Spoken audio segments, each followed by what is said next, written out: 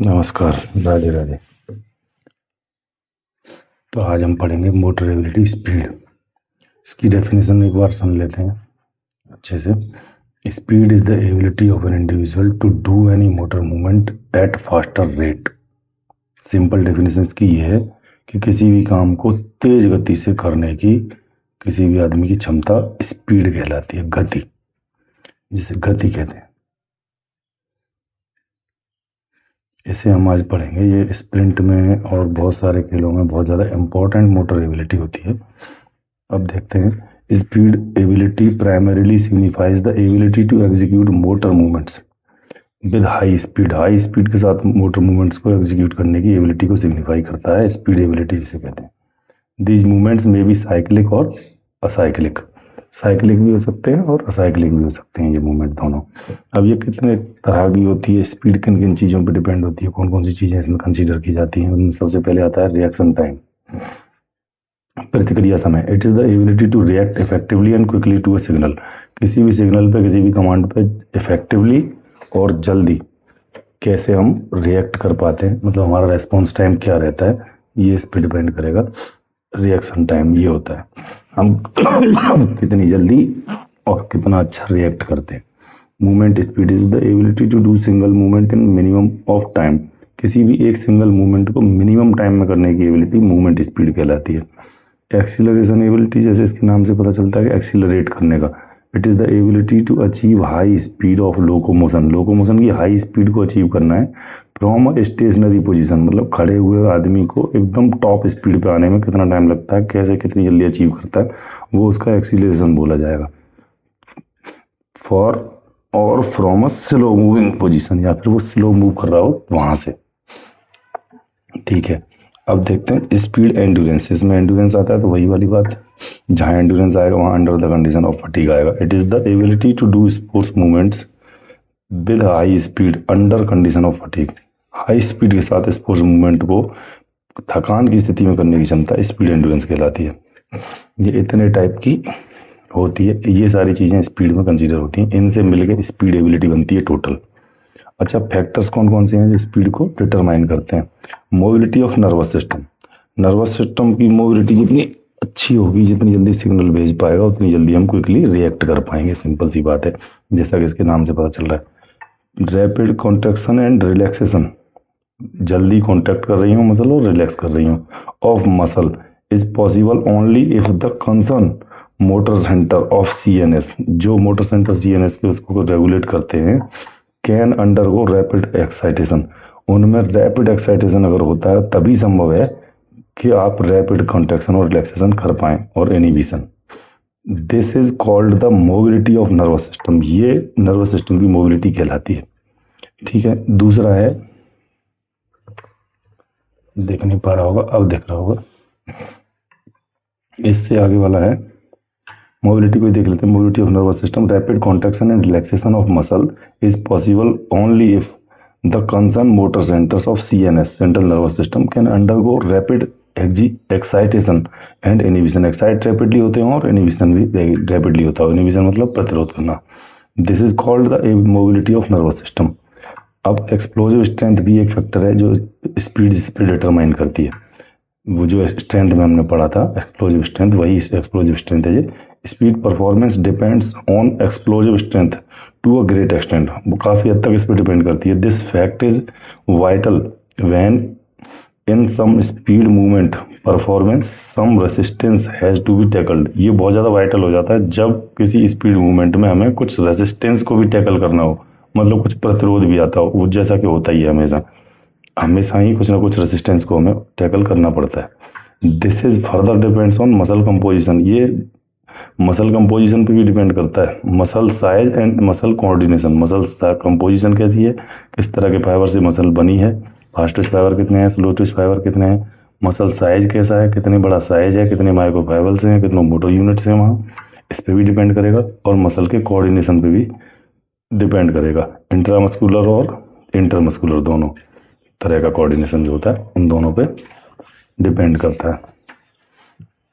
अच्छा, इसके बाद देखते हैं टेक्निक। टेक्निक पे भी स्पीड बहुत ज़्यादा रिलाई करती है। अगर आपकी तकनीक अच्छी होगी तो आप स्पीड मूवमेंट अच्छे से कर पाएंगे। Technique is the important factor determining speed performance, ठीक है। अनलर्नड मूवमेंट, जो हमने सीखा नहीं है, can not be done at high speed, जो हम जिस मूवमेंट को हम जानते नहीं है करना, उसे हम अच्छी स्पीड में नहीं कर सकते। हम टेक्निकली जिस मूवमेंट को करना जानते होंगे, टेक्निक अच्छी से आती होगी, तभी हम उसे हाई स्पीड में कर सकते हैं। Moreover good technique enable sports person to utilize his strength, अगर टेक्निक अच्छी होगी तभी वो बंदा अपनी स्ट्रेंथ को, फ्लेक्सिबिलिटी को यूटिलाइज कर पाएगा। Movement speed in gymnastics, gymnastics में जो मूवमेंट स्पीड होती है and combat is highly depends on technique and skill. Gymnastics में और कॉम्बैट स्पोर्ट्स में मूवमेंट स्पीड आपकी टेक्निक और स्किल पे डिपेंड करती है। जितने आप टेक्निकली स्ट्रांग होंगे और स्किल्ड होंगे, उतना ही आप अच्छे से मूवमेंट स्पीड अचीव कर पाएंगे। Biochemical reserves and metabolic power, अब बायोकेमिकल रिजर्व्स का मतलब होता है आपके पास कौन कौन सी चीज़ें हैं खर्च करने के लिए जो यूटिलाइज होंगी पर्टिकुलर मूवमेंट में या कॉन्ट्रैक्शन में, वो। और मेटाबॉलिक पावर, आपका मेटाबॉलिक रेट किस तरह का है, आप कितनी अच्छी तरह से बॉडी अंडर काम कर रही है। फॉस्फोजेनस स्टोर, एटीपीसी सिस्टम जो होता है, phosphagens store in the muscle should be enough, मतलब सही पर्याप्त मात्रा में फॉस्फोजेनस स्टोर्स होने चाहिए अगर हमें स्पीड मूवमेंट करना है तो, क्योंकि अनएरोबिक होता है तो वो हमें इंस्टेंटली चाहिए होता है। Metabolic process of energy production must take place at a very high place, metabolic process energy production का भी बहुत हाई प्लेस पे होना चाहिए, अच्छा होना चाहिए। For this purpose sufficient amount of non oxidative enzyme is essential, non oxidative enzyme का होना सफिशिएंट अमाउंट में बहुत ज़रूरी है, क्योंकि ये अनएरोबिक टाइप की एक्टिविटी होती हैं ज़्यादातर जो स्पीड में होती हैं, तो इनके लिए नॉन ऑक्सीडेटिव एंजाइम्स चाहिए। ऑक्सीडेटिव एंजाइम हमें जब चाहिए होते हैं जब हम एरोबिक एक्टिविटी कर रहे होते हैं, जिसमें फैट का और कार्बोहाइड्रेट का यूटिलाइजेशन होता है। अच्छा, एक और फैक्टर है फ्लेक्सिबिलिटी। फ्लेक्सिबिलिटी अपने आप में स्पीड को डिटरमाइन करती है। जितने हमारे जॉइंट्स फ्लेक्सिबल होंगे उतनी हम स्पीड और अच्छे से अचीव कर पाएंगे। जितना हमारा लोकोमोशन वो रेंज ऑफ मोशन ज़्यादा होगा, उतनी हम स्पीड अच्छे से अचीव करने की क्षमता रख पाएंगे। Flexibility includes the stretchability of muscle, जैसे हमने फ्लेक्सिबिलिटी पढ़ी थी जब पता किया था, उसमें स्ट्रेचेबिलिटी क्या है। फ्लेक्सिबिलिटी में स्ट्रेचेबिलिटी ऑफ मसल होती है, मोबिलिटी ऑफ जॉइंट्स होता है, और good flexibility allows the optimum range of motion. अच्छी फ्लेक्सिबिलिटी होगी तो ऑप्टिमम रेंज ऑफ मोशन जितना हमें जरूरत है उतना हम प्राप्त कर पाएंगे विदाउट मच इंटरनल रेसिस्टेंस, ज़्यादा आंतरिक प्रतिरोध के को छोड़ के, विदाउट आंतरिक प्रतिरोध ना होगा, कम होगा। Thereby possibility affecting speed, ये भी पॉजिटिवली स्पीड को अफेक्ट करता है। अच्छा, अब साइकिक फैक्टर सब में होता है, ये हर एक चीज़ में होते हैं, साइकिक फैक्टर के बगैर तो कुछ होता ही नहीं। साइकोलॉजी आपकी कैसी है, उस पर सारे मूवमेंट और सारी बॉडी की एक्टिविटी डिलाई करती हैं। ऑप्टिमम अराउजल, मोटिवेशन, आप अराउजल कितना हो रहा है, मोटिवेट कितने हैं आप, कंसंट्रेशन आपका किस लेवल पे है, अटेंशन आप कितना दे रहे हैं, और एंटीसिपेशन एबिलिटी आपकी कैसी है। ये सारी चीज़ें गुड रिएक्शन टाइम को, जैसे रिएक्शन टाइम के लिए एंटीसिपेशन होना बहुत ज़रूरी है, कितनी देर में कमांड आएगी, कितनी देर में गन शॉट हो रहा है, ये हमें एंटीसिपेट करना होता है। अच्छा, ये देखते हैं phase of reaction in sports. Sports में रिएक्शन के फेज को समझते हैं, ठीक है। सिग्नल है यहाँ पे और यहाँ स्टार्ट है, ये मूवमेंट और ये मूवमेंट एंड हो गया, यहाँ से सिग्नल आया। रिएक्शन टाइम वो है जो सिग्नल के आने और मूवमेंट के स्टार्ट होने के बीच का जो समय है वो रिएक्शन टाइम कहलाता है। मतलब जितना समय हमें कमांड को लेके उस पर रिएक्ट करने में लग रहा है, रिस्पॉन्स करने में, वो टाइम रिएक्शन टाइम कहलाता है। और मूवमेंट स्टार्ट होने से मूवमेंट को एंड होने तक जितना समय लगता है वो मूवमेंट टाइम कहलाता है। टोटल रिएक्शन ये इस तरह से हम समझते हैं, ये टोटल रिएक्शन है, यहाँ सिग्नल से शुरू होगा और एंड तक होगा, ठीक है। Phase of reaction in sports, ऐसे हम समझते हैं इसको। अच्छा, अब देखते हैं improvement of speed ability. Speed को बढ़ाएंगे कैसे। रिएक्शन एबिलिटी अगर हमें इम्प्रूव करनी हो, अलग अलग पार्ट में इसे डेवलप करने के मेथड हैं।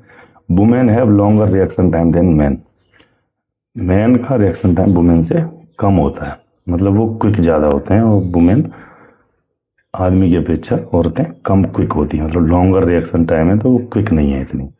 Elite sprinters have an average reaction time of about, जो एलीट स्प्रिंटर्स होते हैं उनका एवरेज रिएक्शन टाइम होता है 0.12 सेकेंड, इतने क्विक होते हैं वो। जो एलीट हाई लेवल के जो एथलीट होते हैं, स्प्रिंटर्स। अच्छा, इमोशंस लाइक एंगर, गुस्से में आप ज़्यादा क्विक हो सकते हैं। फियर में भी कभी कभी भूत पीछे से आ रहा हो तो तुम बहुत तेज भाग सकते हो, कुत्ता पीछे से आ रहा हो तो बहुत तेज भाग सकते हो। Fear have an inverted you relationship with reaction time. इनकी इन्वर्टेड यू रिलेशनशिप होती है इन चीज़ों की, एंगर की, फियर की। ये ज़्यादा होगा, बहुत ही ज़्यादा हो जाएगा तो कम हो जाएगी, और ऑप्टिमम होगा तो ये बढ़ा देंगे स्पीड को। सिंपल रिएक्शन एबिलिटी को जनरल मेथड से बढ़ाया जाता है। Game in which frequent reactions are required, जिनमें फ्रीक्वेंट रिएक्शंस चाहिए, ऐसे गेमों को खेलेंगे तो हम रिएक्शन टाइम की ट्रेनिंग कर सकते हैं। Reaction repeatedly on a signal, अगर किसी भी सिग्नल पर रिपीटेडली हम रिएक्शन देते हैं, स्प्रिंट स्टार्ट करते हैं, 3 से 4 reaction exercise, full rest in between, अगर बीच में फुल रेस्ट करते हैं और 3 से 4 रिएक्शन एक्सरसाइज करते हैं। स्प्रिंट स्टार्ट टाइप की, स्टार्ट देना है फिर भागना है, फिर स्टार्ट देना है फिर भागना है। एक होता है part method, improving movement time and reaction time separately. Movement time को और रिएक्शन टाइम को अलग अलग डेवलप करते हैं, इसमें इसे पार्ट मेथड बोलते हैं। फॉर मूवमेंट टाइम के लिए एक्सप्लोजिव स्ट्रेंथ पे काम करेंगे, टेक्निक पे काम करेंगे और ट्रेनिंग पे काम करेंगे। इन दोनों चीज़ों की ट्रेनिंग पे, सॉरी, एक्सप्लोजिव स्ट्रेंथ और टेक्निक की ट्रेनिंग पे हम काम करेंगे, तो इससे मूवमेंट टाइम इंक्रीज होगा। और रिएक्शन टाइम के लिए हम रिएक्शन एक्सरसाइजेज करेंगे, जैसे हमने ऊपर डिस्कस करेंगे। अच्छा, एक होता है sensory method, 10 metre sprint on signal. एक सिग्नल पे 10 मीटर की स्प्रिंट लगानी है धड़ाधड़ लगातार। After each reaction time taken, हर एक के बाद 10 मीटर के बाद रिएक्शन टाइम को मेजर करना है कि कितना टाइम लगा हमें किसी कमांड पे रिएक्ट करने में। Taken and told to the athlete को बताना भी है टाइम लेके कि तुमने इस बार इतना समय लिया, इस बार इतना लिया, ताकि उस पर एक साइकिक इफेक्ट पड़े कि हाँ मुझे इम्प्रूव करना है और मेरी स्टेटस अभी फिलहाल की ये है। Sports person react on a signal but with increasing speed, time taken and hold. Sports person को सिग्नल पर रिएक्ट करना है और इंक्रीजिंग स्पीड के साथ, स्पीड को बढ़ाते हुए बार बार, और इसका भी टाइम लेंगे और उसे बताएंगे। तीसरा है sports person react on a signal with different speed, अलग अलग स्पीड पे, कभी कम कभी ज़्यादा, कभी कम कभी ज़्यादा, इस तरह से हम रिएक्ट कराएंगे उस पर और फिर उसे बताएंगे हर बार उसका टाइम लेके। जो भी रिएक्शन टाइम आ रहा होगा उसे मेजर करके हम उसे बताएंगे। ठीक है, अब complex reaction ability. Complex reaction ability जी, जनरल रिएक्शन एबिलिटी की बात कर रहे थे हम अभी। कॉम्प्लेक्स कुछ होती है मतलब जटिल, जिसमें एंटीसिपेशन मतलब पूर्वानुमान पहले से ही अनुमान लगाना कि क्या होने वाला है, सिग्नल आने वाला है, कितनी देर में आ जाएगा, ये कैसे मसल मेमोरी में चला जाता है कि हाँ ऑन योर मार्क सेट, अब इसके बाद कितनी देर में सिग्नल होगा। मूवमेंट स्ट्रक्चर, किस तरह का मूवमेंट आप अप्लाई करते हैं बायोमैकेनिकल टर्म में, ये मूवमेंट स्ट्रक्चर आपका किस तरह का है, उस पर भी स्पीड बहुत ज़्यादा, रिएक्शन टाइम डिपेंड करेगा कि कैसा मूवमेंट आप करने वाले हैं। टैक्टिकल पैटर्न, टैक्टिक्स आपकी कैसी हैं, किस तरह का पैटर्न यूज़ करते हैं, और एक्सपीरियंस आपको कितना है पहले से, उस पर भी कॉम्प्लेक्स रिएक्शन एबिलिटी डिपेंड करती है। सिलेक्शन ऑफ करेक्ट रेस्पॉन्स का सिलेक्शन आप कर सकते हैं, मतलब आइडेंटिफाई करना। आइडेंटिफाई द कमांड,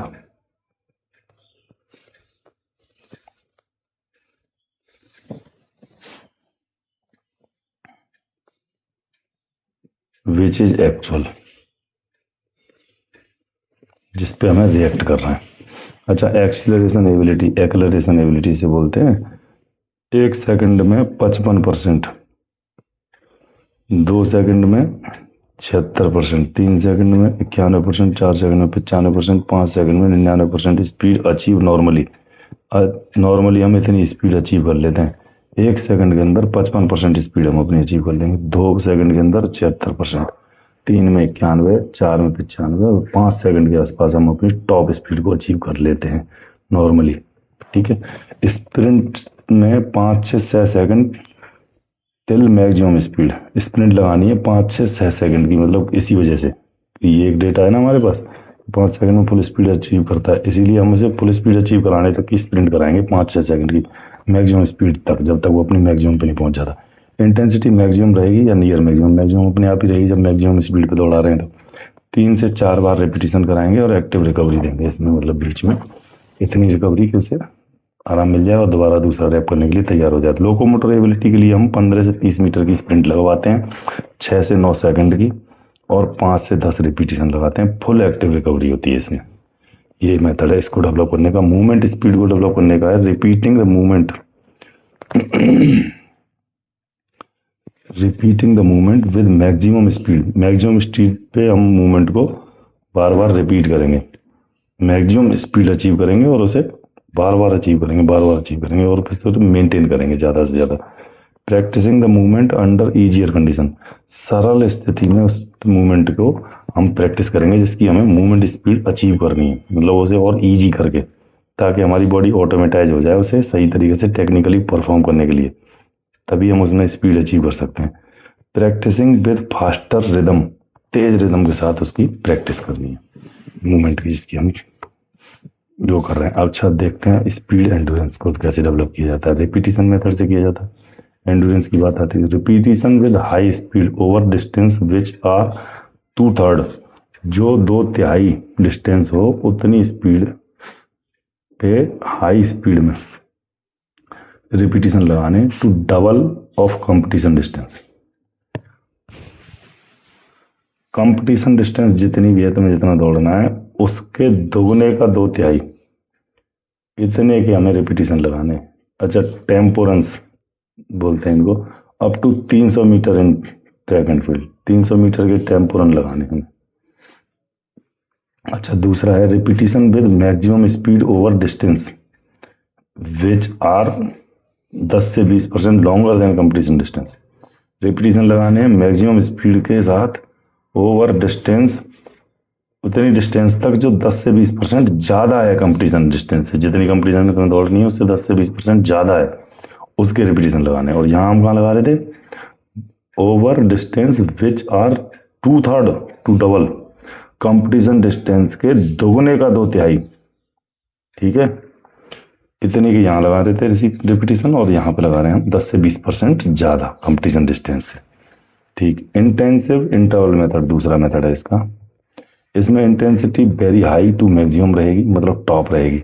डिस्टेंस रहेगी 40 से 60 मीटर, और 3 से 4 सीरीज लगाएंगे हम 4 से 5 रिपीटिशन की। 4 से 5 रिपीटिशन, 4 से 5 रिपीटिशन, 4 से 5 रिपीटिशन, और फिर 4 से 5 रिपीटिशन, और एक्टिव रेस्ट देंगे इसमें।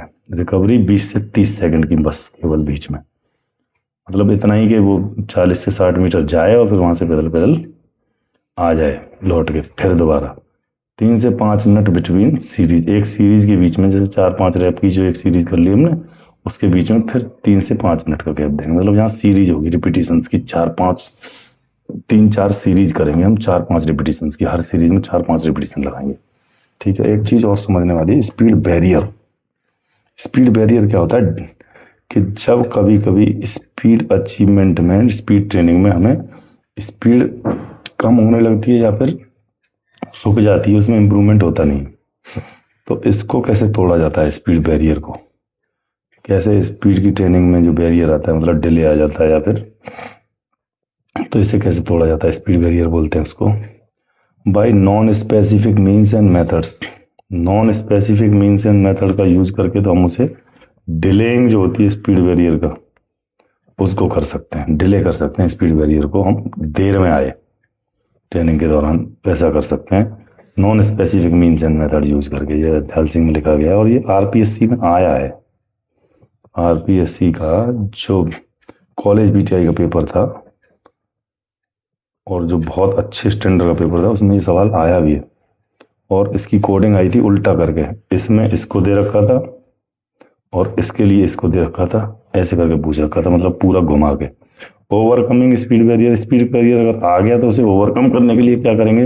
रनिंग डाउन हिल, मतलब नीचे की तरफ, पहाड़ से नीचे की तरफ ढार पे हम with optimum speed, optimum slope, मतलब जरूरत से ज़्यादा स्लोप भी ना हो के गिर जाएं, और बाय रनिंग बिहाइंड द। एक तो ये तरीका डाउन हिल भागने का नीचे की तरफ स्लोप पे, ऑप्टिमम स्लोप पे। दूसरा किसी मोटर के पीछे भागने का ऑप्टिमम स्पीड से, मतलब बीच की स्पीड से किसी गाड़ी या उसके पीछे भागने का, while holding it from behind, उसे पीछे से पकड़ के, मोटर को पीछे से पकड़ के उसके पीछे ऑप्टिमम स्पीड से भागना।